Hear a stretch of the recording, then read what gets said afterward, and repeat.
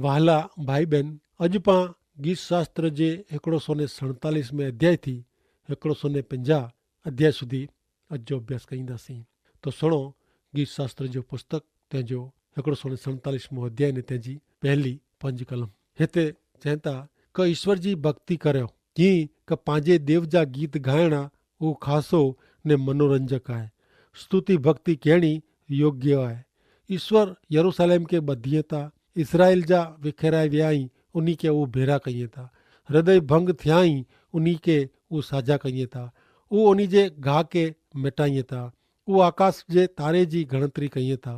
उहो मिणी के ना ॾिए था। पंहिंजो प्रभु वॾो ने घणे पराक्रमी आहे, इन जी ॿुद्धि जो पार न आहे।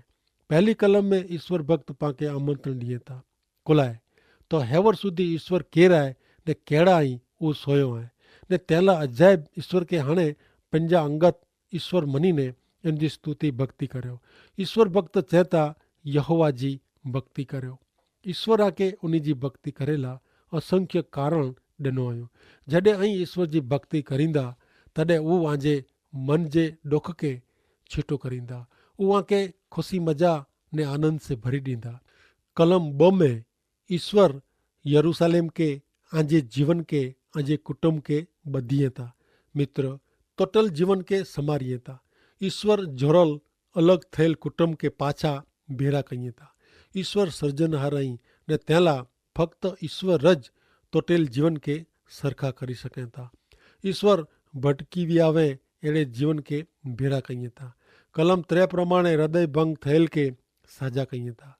उहो उन्ही जे घाह के मिटाए विझनि था। कोई पण दवा मलम आंजे टोटल मन के हृदय के सरखा करी सघे थी न आहे।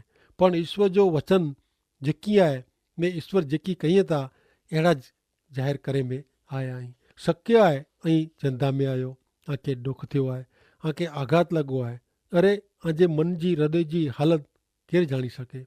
पण ईश्वर आंजे हृदय के साझो करे जो ने घाह के मिटाए जो वचन ॾिए था। 147 में अध्याय जी 4 थी 5 कलम में ईश्वर जी महानता पाके ॾिसाजे थी। ईश्वर अगणित तारा बनायो हुयो। ईश्वर उन्ही के ना से ओळखे था। मंगल जेको पाला भेद भरियलु आहे इन के बनाईंदल ने ना ॾींदल ईश्वर ई। ईश्वर जी ॿुद्धि मापी न सघाजे एतिरी आहे, अपार आहे। हाणे नेरियूं गीत शास्त्र जे 147 में अध्याय जी 5 थी 11 कलम। पंहिंजो प्रभु वॾो ने पराक्रमी आहे, इन जी ॿुद्धि जो पार न आहे। यहोवा नम्र जन के संभारिए था, बूंदे के ज़मीन दोस्त करी वझे था। यहोवा जो आभार मनदे गीत गायो, वीणा साथे ईश्वर जा गीत गायो। उहो आकाश के वडर में जा कढिए था, पृथ्वी ला वरसाद तैयार रखे था। उहो डूंगर ते घाह उगाइए था।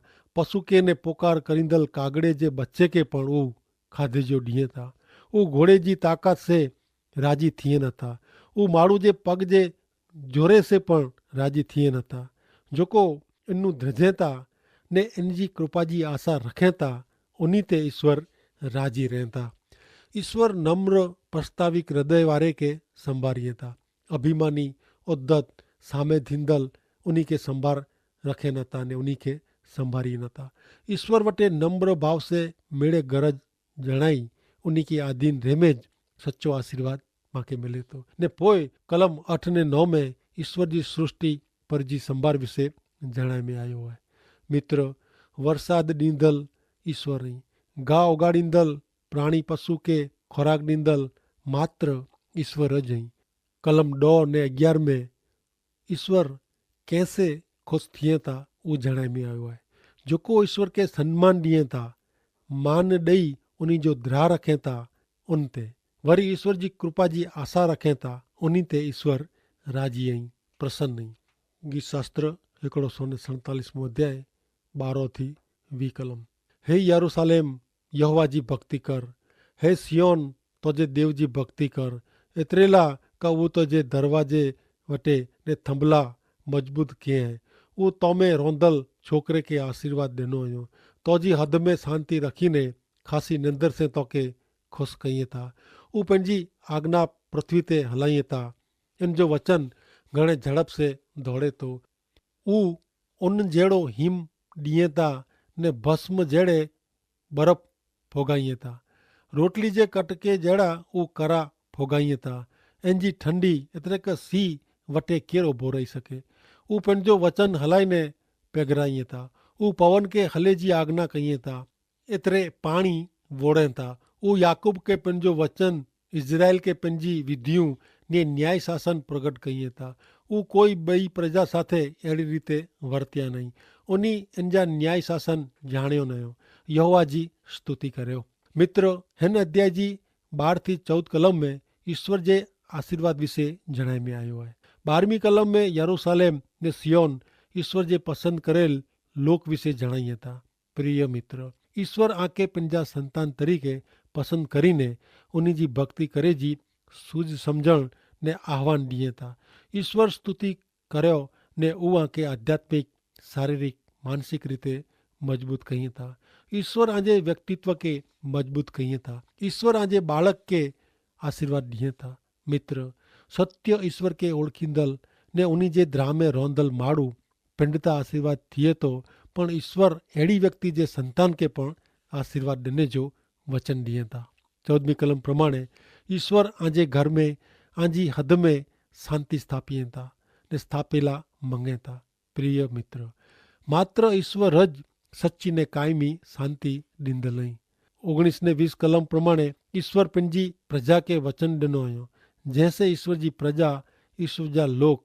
हाँ मित्र, प्रभु यीशु ख्रिस्त ते विश्वास करींदल व्यक्ति उन वचन में रह ने पंजो जीवन ईश्वर जी इच्छा ने योजना में गारे। ईश्वर जे वचन से अहीं ईश्वर के ने ईश्वर जी इच्छा के जानी सको था। ईश्वर जो वचन आके बुद्धि, सूचना, मार्गदर्शन ने बोध, हिम्मत, चेतवणी पूरी पाड़ीए था।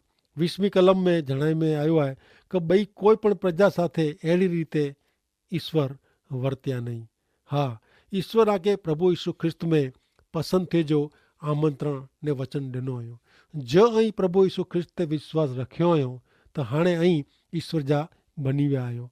प्रभु यीशु ख्रिस्त जो को आशीर्वाद खास बालक जो अधिकार मिलियो है, वो कृपा, दया ने ईश्वर जो प्रेम मिलियो है, वो पृथ्वी पर जी बई अविश्वासी व्यक्ति के मिलिया नहीं। बे शब्द में ईश्वर आला कीअं बाकी रखियो नयो, मिड़े ज ॾिनो आयो, कीअं छुपायो नयो।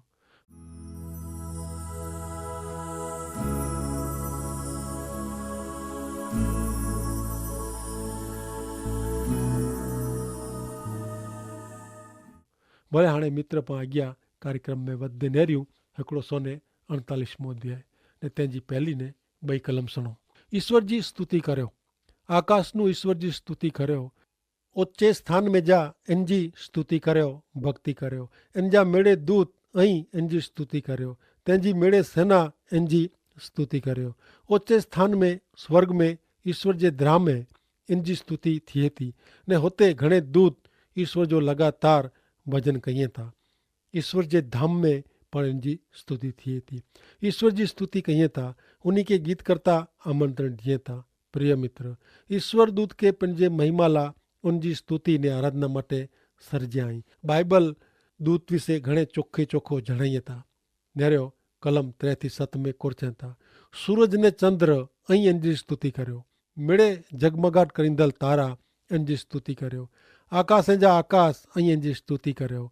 आकाश मथे जा पाणी इनजी स्तुति कर्यो। यहोवा जे नाजी स्तुति ऊ कईं। एतरेला क इनजी आज्ञा से ऊ उत्पन्न थियाई। वरी ऊ हमेशा उन्हीं के स्थापे में आया आई। इनजो नियम भंग ऊ करी सके न। अहिड़ो नियम ईश्वर कयो हुयो। पृथ्वी मथा अहीं इनजी स्तुति कर्यो। राक्षसी पाणी ने प्राणी ने मिड़े उनाण इनजी स्तुति कर्यो। हिन कलम में ईश्वर जी स्तुति भक्ति माटे आकाश मंडल के आमंत्रण देने में आयो है। आकाश में सूरज, चंद्र, तारा, आकाश जा पाणी मिणी के ईश्वर जी भक्ति स्तुति करी जी है। मित्र, माड़ू के फक्त ईश्वर जी स्तुति भक्ति करी जी है। जो को बनेल चीज वस्तु के सृष्टि का सर्जन करे में आवल कंहिंजी पण न। चंद्र, सूरज के तारा जी पूजा करींदल व्यक्ति के ईश्वर जणाइए था क अहीं मुझी स्तुति कर्यो। सर्जनहार जे बदले सर्जन जी सर्जे में आवल चीज वस्तु जी स्तुति भक्ति करे से ईश्वर जो घोर अपमान थिए थो। तंहिं पोइ गीत शास्त्र 148 अध्याय 11-14 में चवनि था कि पृथ्वी जा राजा ने मिड़े लोक, हाकिम ने पृथ्वी जा मिड़े न्यायाधीश, जुवान ने कन्या, वृद्ध ने बाळक, उहे मिड़े ईश्वर जे ना जी भक्ति करियो। कीअं कि एतिरे हिकिड़ो इनजो ना महान आहे, इनजो गौरव पृथ्वी ने आकाश करता वॾो आहे। वरी उहो पंहिंजे लोक जो मथो ने इन जे मिड़े संत जी भक्ति ऊची कीअं आहे ने जेको इन वटे रहंदल इज़राइली लोक आहिनि उन्ही खे उहो ऊचा कीअं आहे। यहोवा जी भक्ति करियो। पृथ्वी जा राजा ने मिड़े लोक, हाकिम ने पृथ्वी जा मिड़े न्यायाधीश, जुवान ने कन्या, वृद्ध ने बाळक ऐं मिड़े ईश्वर जे ना जी भक्ति करियो। प्रिय मित्र, मानव ईश्वर जे हथ जो खासे में खासो सर्जन आहे ने मात्र मानवी खे ज ईश्वर पंहिंजी प्रतिमा प्रमाणे सर्जियो हुयो। फक्त मानवी में ज उन आत्मा रखियो हुयो ने तंहिं लाइ माण्हू ईश्वर जी इच्छा रखे थो, भजन करे थो, पर मानवी खे फक्त सत्य जीरे ईश्वर जो भजन करे जो आहे। हाणे नेरियूं गीत शास्त्र जे 149 अध्याय जी पहली 4 कलम। यहोवा जी स्तुति करो, यहोवा वटे नवो गीत गायो, वरी संत जी सभा में इन जी स्तुति करियो। इज़राइली पंहिंजे कर्ता से आनंद मेळवे, सियोन पुत्र पंहिंजे राजा जे कारणे राजी थियो। उहो इन जे ना जी भक्ति नचीने करियो, डफ ने वीणा से इन जा भजन करियो। एतिरे लाइ कि यहोवा पंहिंजे लोक नूं राजी थिए था, उहो नम्र जन के तारण से सुभाईंदा। मित्र, हिन गीत जी पहली कलम में नवो गीत गातेला मुक्तिदाता प्रभु यीशु ख्रिस्त में नवो जन्म ने नवो जीवन मेळवल व्यक्ति ज ही नवो गीत गाए सघंदो। ही गीत कोई व्यक्ति जा वखाण, व्यक्ति जी कल्पना प्रमाणे जो न आहे, उहो आहे जीरे सच्चे ईश्वर जी महिमा जो गीत। हाणे नेरियूं 149 अध्याय तंहिंजी 5-9 कलम। संत गौरव से हरखाजे એટલે કે રાજી થઈએ, पंहिंजी पथारी ते उहो वॾे सार गीत गाईं, उन्ही जे गले में जा देव जी खासी भक्ति जा गीत गाईं ने उन्ही जे हथ में ॿ धारी वारी तलवार रहे का उहो विदेशीअ जो बदिलो वारीं ने लोक के शिक्षा पहुचाईं। उन्ही जे राजा के संघर्षे ने उन्ही जे हाकम के लो जी हथकड़ी से ॿधिए ने लिखियल चुकादो उन्ही ते बजाईं। अहिड़ो मन इन जे मिड़े संतान के आहे। यहोवा जी भक्ति करियो। ईश्वर स्तुति लगातार आहे। उहो मजा पे अहिड़ी ने पनी थिए थी। कलम 6-9 में ईश्वर वगर जे लोक जे न्याय चुकादे विषय जणाई में आयो आहे। सत्य ईश्वर वगर जो माण्हू विदेशी आहे, परदेसी आहे। कारण फक्त ईश्वर जी व्यक्ति स्वर्ग क जेको इन जो देश वतन आहे इन में प्रवेश करींदो। इन सिवाय मिड़े लोक के नरक में वेझे में असींदा, जिते रुने जो ने दंद पीसे जो आहे। उहो पीड़ा हमेशा जी सार्वकालिक पीड़ा आहे, जिते शैतान ने इन जे दूत साथे हमेशा जी पीड़ा भोगवे जी आहे। प्रिय मित्र, ईश्वर इच्छे था कि अहीं उन्ही के ओळखो ने उन्ही जी अधीनता में पृथ्वी पर जो जीवन गारियो। गीत शास्त्र जो पुस्तक ने 150 अध्याय ने तंहिंजी पहली 6 कलम पा हाणे सुणो। ईश्वर जी स्तुति करियो, इन जे पवित्र स्थान में देव जी भक्ति करियो। आकाश इन जे पराक्रम जो प्रदेश आहे, इन में इन जी स्तुति करियो। इन जे पराक्रमी कम जे कारणे इन जी भक्ति करियो। इन जी वॾी महानता जे कारणे इन जी भक्ति करियो। रण सिंगड़ो वजाईने इन जी भक्ति करियो। सितार ने वीणा से इन जी भक्ति करियो। डफ ने नृत्य साथे इन जी भक्ति करियो। सारंगी ने शरणाई साथे इन जी भक्ति करियो। घणे आवाज वारी झांझ से इन जी भक्ति करियो। झांझ से ख़ुशी से इन जी भक्ति करियो। सा गंदल मेड़े इन जी भक्ति करियो। ऐं ईश्वर जी भक्ति करियो। मित्र, हेवर सुधी पां ईश्वर स्तुति ने भजन विषय अनेक वचन सोया। शक्य आहे कि ऐं पवित्र ग्रंथ बाइबल में जणाए प्रमाणे जी ईश्वर स्तुति भक्ति विषय समझी सकिया हूंदा, पण तंहिं छतां पां फेरीथी उ नेरियूं कि ईश्वर भक्ति उ कोरो आहे अथवा ईश्वर भक्ति एतिरे कोरो। त इन जो जवाब पांखे गीत शास्त्र जे 150 अध्याय जी पहली कलम में नेरेला मिले थो। यहोवा जी स्तुति करियो। बे शब्द में भक्ति स्तुति ने आराधना मात्र ईश्वर ऐं उन जीज थी सके थी। ईश्वर सिवाय कोई व्यक्ति क वस्तु स्थल क जगह जी भक्ति थी सके न। भक्ति में जो मुख्य पात्र आए वो ईश्वर ही। प्रिय मित्र, ईश्वर उत्पन्न करता ता अहीं पण पापी मानवी के ओगारिंदल उद्धार करींदल पण ऊ जई ने सच्चे ईश्वर वटा पाप जी माफी जो परिवर्तन थेल जीवन जो अनुभव करींदल व्यक्ति सच्चे अर्थ में ईश्वर जो भजन ईश्वर जी स्तुति करे तो। मित्र, जडे पा ईश्वर जे बदले ईश्वर जी जगह ते व्यक्ति पूजा धन पूजा क मनी गनल ईश्वर जी पूजा भक्ति कयूं था तडे ईश्वर सहन करी सके न था। परिणामे पा लगातार अजंपे में मूंझवण में असंतोष ने अशांति ने जीवन में की खुटे तो इन जो कायम अनुभव कयूं था। प्रिय मित्र, ईश्वर जे स्थाने कोई व्यक्ति का वस्तु अची सके नथी ने ईश्वर जी जगह कोई पूरी करी सके न तो। तेला ज उन भजन में कोई आत्मीयता नथी वे, वो मात्र देखा देखी रीत रिवाज ने प्रणाली बनी वने थी। प्रिय मित्र, ईश्वर आके बनायो आयो ते ईश्वर पिंडला आके बनायो आयो ऐं कॾहिं पण उन ईश्वर जो स्थान पिंड गिनी सको न था का कोई ॿिए खे ॾेई सको न था। मित्र, ईश्वर आके घणे प्रेम कईए था। ईश्वर अचे था का ऐं उन्हीं के हा आजे सर्जनार के जानो ने भजन भक्ति करो आके मेळवेला था। ईश्वर पंजा पुत्र प्रभु यीशु ख्रिस्त के पण रखियो नयो। स्वर्गीय मान महिमा वैभव छड़ीने प्रभु यीशु ख्रिस्त हिकिड़े साधारण कुटुंब में जन्मिया, जीविया, वॾा थिया ने जेको पाप जी शिक्षा सत्कर्म से सोन चांदी का रतन से भरपाई थई सके थी नवो तेला उन्हीं पंजे पवित्र लुई में आजे पाप जी शिक्षा भोगवी भरपाई क्यों। प्रभु यीशु ख्रिस्त आजे पाप जे कारणे अति पीड़ा दुख अपमान ने छेवटे मरण सहन क्यों। हाणे उन्हीं जे मरण टाणे ज ईश्वर जो पाप विरुद्ध जो दंड पूरे पूरो भरपाई थी वियो।